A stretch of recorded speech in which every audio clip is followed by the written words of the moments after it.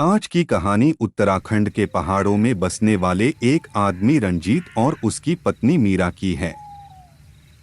रंजीत एक छोटी सी चाय की दुकान चलता था जो उसके घर से काफी दूर जंगल के पास थी।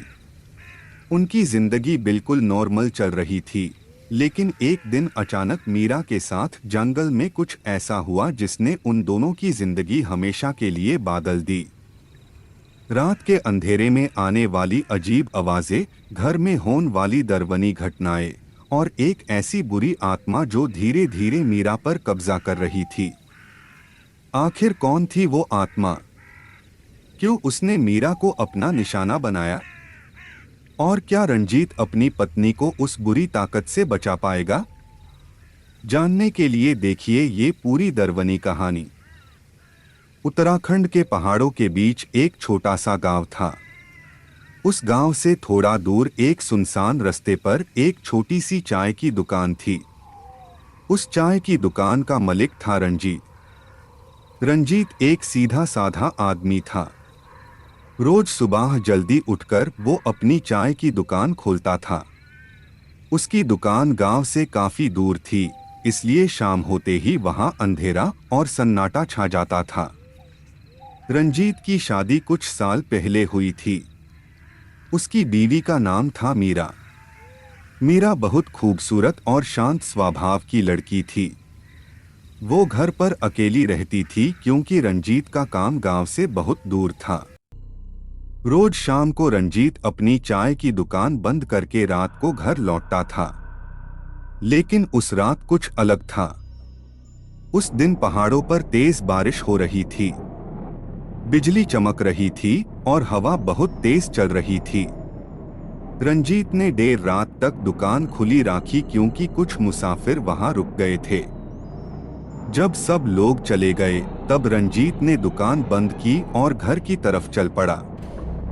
रास्ता अंधेरा था, सिर्फ बिजली की चमक से थोड़ी रोशनी हो रही थी। चलते चलते अचानक रंजीत को लगा जैसे जंगल के अंदर से किसी औरत की हल्की सी हंसी सुनाई दी।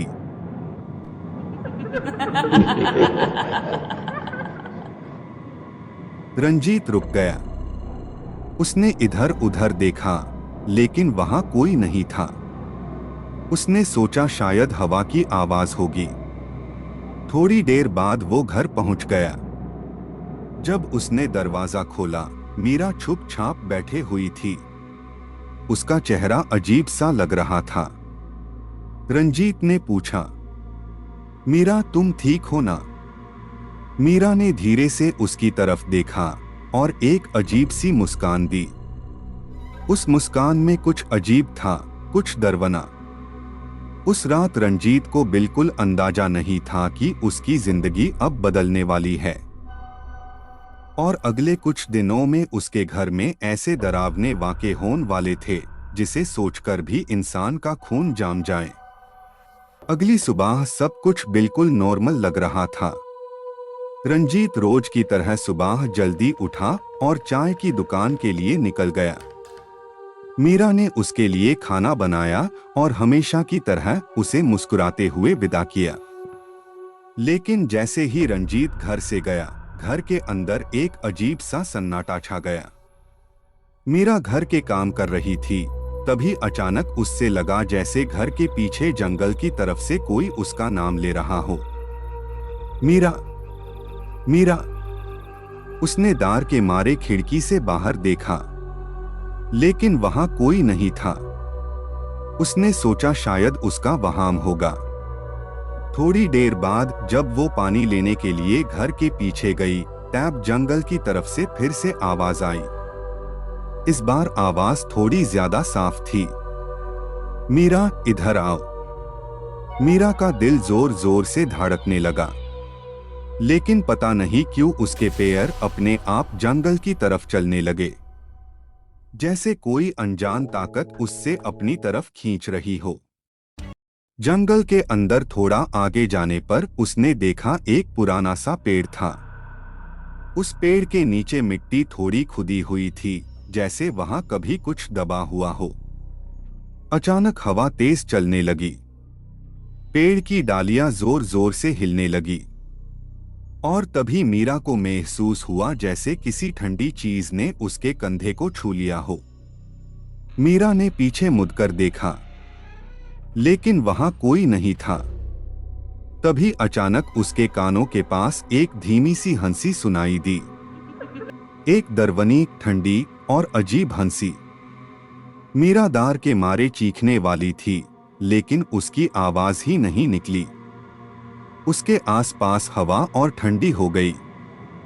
अचानक उसकी आंखें एक पल के लिए बंद हो गई, और जब उसने फिर से आंखें खोली तो उसकी आंखों का रंग बदल चुका था। उस पल जंगल के अंधेरे में एक परछाई मुस्कुरा रही थी। उस दिन से मीरा वैसी नहीं रही, और रंजीत को अभी तक पता भी नहीं था कि उसकी बीवी पर एक बहुत खतरनाक भूत का साया पड़ चुका है। उस दिन जब मीरा जंगल से वापस घर आई, तब उसका चेहरा बिल्कुल शांत था, जैसे कुछ हुआ ही ना हो। लेकिन उसकी आंखों में एक अजीब सी ठंडक और अंधेरा आ चुका था। शाम को जब रंजीत अपनी चाय की दुकान बंद करके घर आया, उसने देखा मीरा चुपचाप एक कोने में बैठी हुई है। घर में दिया जल रहा था, लेकिन माहौल बहुत अजीब लग रहा था। रंजीत ने प्यार से पूछा, मीरा, सब ठीक है ना? तुम आज कुछ ज्यादा ही चुप हो। मीरा ने धीरे से उसकी तरफ देखा और हल्का सा मुस्कुरा दी, लेकिन उसकी मुस्कान में पहले वाली प्यार की गर्माहट नहीं थी, बल्कि एक ठंडी और दर्वनी खामोशी थी। उस रात खाना खाने के बाद रंजीत सो गया, लेकिन आधी रात को अचानक उसकी नींद खुल गई। यूं लगा जैसे घर के बाहर से किसी के चलने की आवाज आ रही हो। Tap tap tap. रंजीत ने उठकर देखा, मीरा बिस्तर पर नहीं थी। वो दरवाजा खोलकर बाहर आया, और जो उसने देखा उसका खून जाम गया। मीरा आंगन के बीच खड़ी थी, उसके बाल खुले हुए थे, और वो आसमां की तरफ देखकर धीरे धीरे हंस रही थी। वो हंसी बिल्कुल इंसान जैसी नहीं थी। रंजीत डर गया। मीरा, तुम क्या कर रही हो? उसने धीरे से पूछा। मीरा ने धीरे से अपना सर उसकी तरफ घुमाया। उसकी आंखें बिल्कुल काली लग रही थी। अचानक वो जोर से चिल्लाई और फिर एक अजीब सी आवाज में बोली, ये घर अब मेरा है। रंजीत का दिल जोर जोर से धड़कने लगा। उसने समझ लिया कि मीरा के साथ कुछ बहुत गलत हो चुका है। उस रात के बाद से मीरा का बर्ताव और भी अजीब होने लगा। कभी वो बिना वजह जोर जोर से हंसने लगती, कभी रात को छुपछाप घर से बाहर निकल जाती, और कभी कभी उसकी आवाज बिल्कुल किसी और जैसे लगती। रंजीत को समझ नहीं आ रहा था कि क्या करे, लेकिन एक बात बिल्कुल साफ थी, उसकी बीवी मीरा अब अकेली नहीं थी। उसके अंदर कोई और भी था, कोई ऐसा जो इंसान नहीं था। उस रात जब रंजीत अपनी चाय की दुकान बंद करके घर वापस आया, तो उसने देखा मीरा चुपचाप बैठी हुई है। उसका चेहरा थोड़ा उदास और डरा हुआ लग रहा था। रंजीत ने तुरंत महसूस कर लिया कि कुछ तो गलत है। वो उसके पास बैठ गया और धीरे से बोला, मीरा, क्या बात है? तुम इतनी परेशान क्यों लग रही हो? तुम्हारे साथ कुछ हुआ था क्या? मीरा कुछ पल तक चुप रही, जैसे वो हिम्मत जमा कर रही हो। फिर उसने धीरे से बोलना शुरू किया, रंजीत, जब तुम दुकान पर गए थे, तब मुझे घर के पीछे जंगल की तरफ से किसी की आवाज सुनाई दी। रंजीत ध्यान से उसकी बात सुनने लगा। मीरा बोली, वो आवाज बार बार मेरा नाम ले रही थी, मीरा, मीरा। पहले मुझे लगा शायद मेरा वहाम होगा, लेकिन फिर आवाज फिर से आई। उसने गहरी सांस ली और आगे बोला, पता नहीं क्यों, लेकिन मेयर पेयर अपने आप उस आवाज की तरफ चलने लगे और मैं जंगल की तरफ चली गई। रंजीत हैरान हो गया, लेकिन चुपचाप सुनता रहा। मीरा ने आगे कहा, जंगल के अंदर थोड़ा आगे जाने पर मुझे एक बड़ा पुराना पेड़ दिखा। वहां पहुंचते ही मुझे बहुत अजीब महसूस हुआ, जैसे कोई मेरे पास खड़ा हो। फिर अचानक मुझे लगा किसी ने मेरे कंधे को छुआ और मुझे एक बहुत डरावनी हंसी सुनाई दी। ये सुनकर रंजीत थोड़ा घबरा गया, लेकिन उसने मीरा को संभलते हुए कहा, तुम डर मत मीरा, शायद जंगल की आवाज होगी, मैं हूं ना तुम्हारे साथ। मीरा ने धीरे से उसकी तरफ देखा। रंजीत, मुझे बहुत डर लग रहा है। रंजीत ने उससे हिम्मत देते हुए कहा, डरने की कोई बात नहीं है, कल मैं खुद जाकर देखूंगा जंगल में क्या है। लेकिन दोनों को ये नहीं पता था कि जंगल की वो अजीब ताकत अब सिर्फ जंगल तक सीमित नहीं रही थी, वो अब उनके घर तक पहुंच चुकी थी। उस रात रंजीत और मीरा दोनों ने साथ में खाना खाया। मीरा अभी भी थोड़ी डरी हुई थी, लेकिन रंजीत उसे बार बार हिम्मत दे रहा था। खाना खाने के बाद दोनों सोने चले गए। रात काफी शांत थी, लेकिन आधी रात के बाद अचानक घर के अंदर से अजीब अजीब आवाजें आने लगी। कभी दरवाजा हल्का सा खड़खड़ने लगता, कभी छत से जैसे कोई चल रहा हो। मीरा की नींद खुल गई। उसने रंजीत को जगाया। रंजीत, ये आवाज कैसी है? रंजीत भी उठकर ध्यान से सुनने लगा। तभी अचानक बाहर तेज हवा चलने लगी।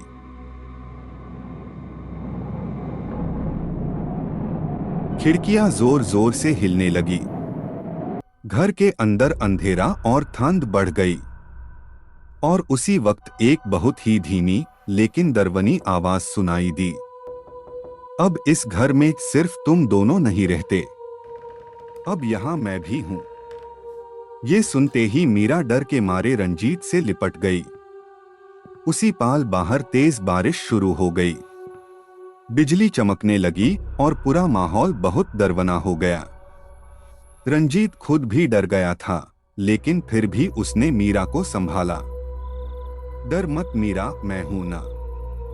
किसी तरह दोनों ने वो डरावनी रात गुजारी। सुबह होने पर सब कुछ शांत हो गया, जैसे रात को कुछ हुआ ही ना हो। सुबह रंजीत तैयार होकर दुकान के लिए निकलने लगा। जाते वक्त उसने मीरा से कहा, डरना मत, मैं आज जल्दी घर आ जाऊंगा। मीरा ने धीरे से सिर हिला दिया। रंजीत रोज की तरह अपनी चाय की दुकान पर चला गया। इधर मीरा घर पर अकेली थी। वो रोज की तरह घर के काम करने लगी, लेकिन उसका दिल अभी भी कल रात की बातों से डारा हुआ था। तभी अचानक घर के अंदर से फिर अजीब सी आवाज आई, जैसे कोई चीज गिर गई हो। मीरा डर कर उस आवाज की तरफ गई।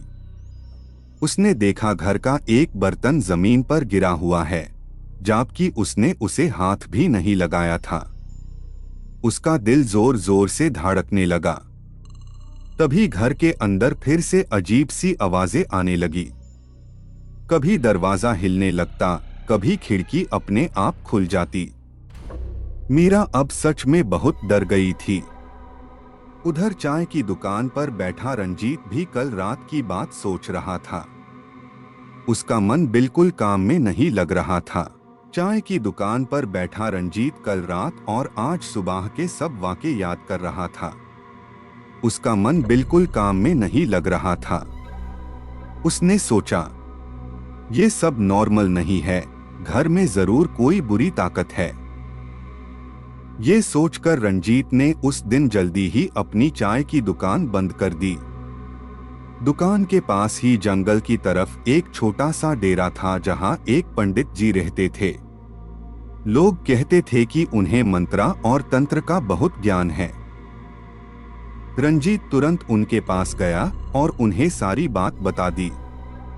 उसने कल रात की आवाज, मीरा का डर और घर में होने वाली अजीब घटनाओं के बारे में सब कुछ खोलकर बता दिया। पंडित जी कुछ देर तक चुपचाप सुनते रहे। फिर उन्होंने धीरे से कहा, रंजीत, तुम्हारे घर पर किसी बुरी आत्मा का साया लगता है। ये सुनते ही रंजीत का दिल और तेज धड़कने लगा। रंजीत ने तुरंत कहा, पंडित जी, आप मेरे साथ घर चलिए। आप खुद देख लीजिए वहां क्या हो रहा है। पंडित जी ने थोड़ा सोचा और बोले, तुम घर जाओ, मैं तुम्हारे पीछे पीछे आता हूं। रंजीत जल्दी जल्दी घर की तरफ चल पड़ा। जब तक वो घर पहुंचा तब तक शाम हो चुकी थी। जंगल का रास्ता अंधेरा और खामोश हो गया था। रंजीत ने घर का दरवाजा खोला और जो उसने देखा उसका दिल दहाल गया। मीरा घर में नहीं थी। घर के अंदर सारा सामान बिखरा हुआ था। बर्तन जमीन पर गिरे हुए, कुर्सी उल्टी पड़ी थी, जैसे घर में बहुत बड़ा हंगामा हुआ हो। तभी पीछे से पंडित जी भी घर के अंदर आए। उन्होंने भी ये सब देखा और तुरंत समझ गए कि बात बहुत सीरियस है। दोनों ने मिलकर पूरे घर में मीरा को ढूंढा, लेकिन मीरा कहीं नहीं मिली। फिर रंजीत को अचानक मीरा की बात याद आई। जंगल में एक पुराना बड़ा पेड़ है। रंजीत ने पंडित जी को वो बात बताई। दोनों तुरंत घर के पीछे जंगल की तरफ चल पड़े। थोड़ी देर चलने के बाद उन्हें सच में एक पुराना बड़ा पेड़ दिखाई दिया। रंजीत ने कहा, पंडित जी, मीरा ने इसी पेड़ के बारे में बताया था। दोनों ने वहां भी मीरा को बहुत ढूंढा, लेकिन वहां भी वो नहीं मिली। फिर जंगल के और अंदर जाने पर उन्हें एक पतला सा पुराना रास्ता दिखाई दिया जो और गहरे जंगल की तरफ जा रहा था। दोनों उस रास्ते पर चलने लगे। चलते चलते पंडित जी ने पूछा, रंजीत, ये सब कितने दिन से हो रहा है? रंजीत ने चलते चलते उन्हें सारी कहानी दोबारा बता दी। जंगल का माहौल और भी डरावना होता जा रहा था। कभी हवा अचानक तेज चलने लगती, कभी उन्हें लगता जैसे कोई उनका पीछा कर रहा हो। तभी अचानक रंजीत की नजर एक पुराने और टूट चुके मकान पर पड़ी। वो मकान बिल्कुल सुनसान था। और सबसे अजीब बात, उस मकान के अंदर से हंसी की आवाज आ रही थी। रंजीत और पंडित जी धीरे धीरे उस मकान के पास गए। दरवाजा खोला। अंदर पूरा मकान बहुत पुराना था। हर जगह मकड़ी के जाल थे और बहुत सारे कीड़े मकोड़े घूम रहे थे। लेकिन हंसी की आवाज अब भी आ रही थी। आवाज ऊपर के कमरे से आ रही थी। दोनों धीरे धीरे सीढ़ियां चढ़कर ऊपर गए और जब उन्होंने ऊपर देखा तो उनका खून जाम गया। मीरा वहां बैठी हुई थी। उसके बाल खुले हुए और वो धीरे धीरे हंस रही थी। उसकी आंखें बिल्कुल अलग लग रही थी, जैसे उसके अंदर कोई और हो। रंजीत ने जोर से पुकारा, मीरा। लेकिन उस वक्त मीरा की आवाज बिल्कुल बदल गई। वो जोर से हंसी और बोली, तुम उसे बचाने आए हो, अब वो मेरी है।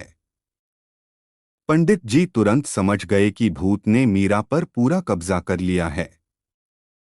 उसी वक्त कमरे का माहौल अचानक ठंडा हो गया और एक डरावनी टक्कर की शुरुआत होने वाली थी। पंडित जी तुरंत समझ गए कि बुरी आत्मा ने उस पर पूरा कब्जा कर लिया है। पंडित जी ने जोर से कहा, रंजीत, मीरा को जोर से पकड़ कर रखो। रंजीत तुरंत आगे बढ़ा और मीरा को पकड़ने की कोशिश की, लेकिन अचानक कमरे के अंदर एक तेज हवा चलने लगी। तभी अचानक एक भारी चीज हवा में उठी और सीधा पंडित जी के सिर पर जा लगी। धड़! पंडित जी का सिर फट गया और वो जमीन पर गिर पड़े। रंजीत घबरा गया, लेकिन पंडित जी दर्द में भी जोर से बोले, रंजीत, यूं छोड़ना मत, आज ही इस कहानी को खत्म करना होगा, वरना मीरा को कभी नहीं बचा पाओगे। रंजीत ने पूरी ताकत से मीरा को पकड़ लिया। मीरा जोर जोर से चिल्ला रही थी और उसकी आवाज कभी नॉर्मल होती, कभी बिल्कुल दरवनी। तभी मीरा की आवाज में किसी और की आवाज मिल गई। वो बोली, यूज छोड़ दो रंजीत, मैं ठीक हूं, मुझे दर्द हो रहा है। रंजीत एक पल के लिए घबरा गया, लेकिन पंडित जी ने तुरंत कहा, उसकी बात मत सुनो, ये आत्मा तुम्हें धोखा देने की कोशिश कर रही है। पंडित जी ने तुरंत मंत्र पढ़ना शुरू कर दिया। ओम ओम ओम। जैसे जैसे मंत्र तेज होने लगा, कमरे का माहौल और भी डरवना हो गया। घर के अंदर राखी चीजें हवा में उड़ने लगी, कुर्सियां हिलने लगी, बर्तन जमीन पर गिरने लगे, खिड़कियां जोर जोर से बंद और खुलने लगी। मीरा जोर जोर से चिल्ला रही थी। अचानक उसकी आवाज बिल्कुल बदल गई। वो दरवनी आवाज में बोली, पंडित, तू मुझे नहीं रोक सकता। पंडित जी ने और जोर से मंत्र पढ़ना शुरू कर दिया। रंजीत भी पूरी ताकत से मीरा को पकड़े हुआ था। कुछ देर बाद कमरे के अंदर एक तेज हवा का चक्कर बना और फिर अचानक मीरा के जिस्म से एक काली परछाई बाहर निकली। वो परछाई जोर से चीखी और धीरे धीरे हवा में गायब हो गई। उसी पल सब कुछ शांत हो गया। मीरा बेहोश होकर जमीन पर गिर गई। रंजीत तुरंत उसके पास गया। कुछ देर बाद मीरा होश में आई और अब उसकी आंखें बिल्कुल नॉर्मल थी। बुरी आत्मा अब जा चुकी थी। उस रात के बाद रंजीत और मीरा ने फैसला किया कि वो उस जगह पर दोबारा नहीं रहेंगे। उन्होंने वो घर छोड़ दिया और किसी दूसरी जगह जाकर नया घर बना लिया। लेकिन लोग आज भी कहते हैं, जंगल के अंदर वो पुराना मकान अभी भी वहां खड़ा है और रात के अंधेरे में कभी कभी वहां से एक दरवनी हंसी की आवाज सुनाई देती है। इसलिए आज भी उस जगह पर जाने से लोग बहुत डरते हैं। दोस्तों, अगर आपको ये हॉरर वीडियो पसंद आया हो तो वीडियो को लाइक जरूर करें और चैनल को सब्सक्राइब करना मत भूलिए। आपको किस तरह की वीडियोस सबसे ज्यादा पसंद आती है, कमेंट में जरूर बताएं। मैं कोशिश करूंगा कि आपकी पसंद के हिसाब से ही नए नए वीडियोस लेकर आऊं। और अगर आप चाहते हैं कि मैं और भी दरवनी और इंटरेस्टिंग कहानियां लेकर आता रहूं तो चैनल को सपोर्ट जरूर करें। मिलते हैं अगले वीडियो में एक और खौफनाक कहानी के साथ।